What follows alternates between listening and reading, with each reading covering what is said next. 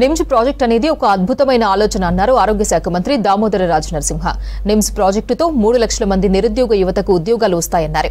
సంగారెడ్డి జిల్లా జరాసంగం మండలం ముంగి గ్రామంలో నిమ్స్ భూ నిర్వాసితులకు చెక్కులు పంపిణీ చేశారు మంత్రి.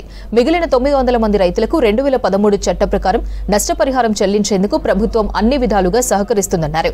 31,000 కోట్లతో రైతు రుణమాఫీ చేస్తామన్నారు. ఎన్నికల సమయంలో ప్రజలకు ఇచ్చిన హామీలన్నీ అమలు చేస్తామన్నారు మంత్రి.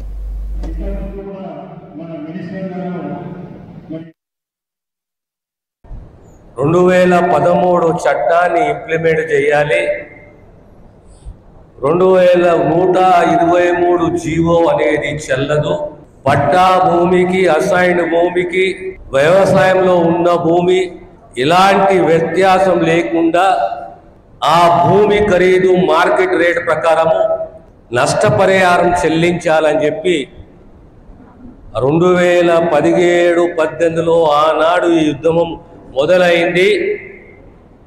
కాళేశ్వరం ప్రాజెక్టు కింద ఉన్న మల్లన సాగర్ తోటి ఈరోజు 500 ఎకరాలకు సంబంధించి సుమారు 229 కుటుంబాలు చాలా మటుకి మునిగికెళ్ళి వచ్చి ఎలుగోకెళ్ళి రాలేదంట.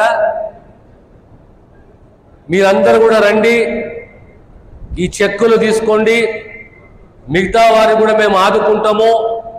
సుమారు 5,000 ఎకరాల భూసేకరణ జరిగింది. ఇంకొక 7,000 ఎకరాల భూసేకరణ జరగాలి. ఓవరాల్ గా ప్రాజెక్టు యొక్క కాస్ట్, నిమ్స్ ప్రాజెక్టు యొక్క వ్యయము 45,000 కోట్ల రూపాయల నుంచి 50,000 కోట్లకు పెరుగుతుంది. ఇక్కడ అన్ని పరిశ్రమలు వస్తే రేపొద్దున సుమారు 2.5 లక్షల మంది నిరుద్యోగులకు ఉద్యోగ అవకాశాలు వస్తాయి.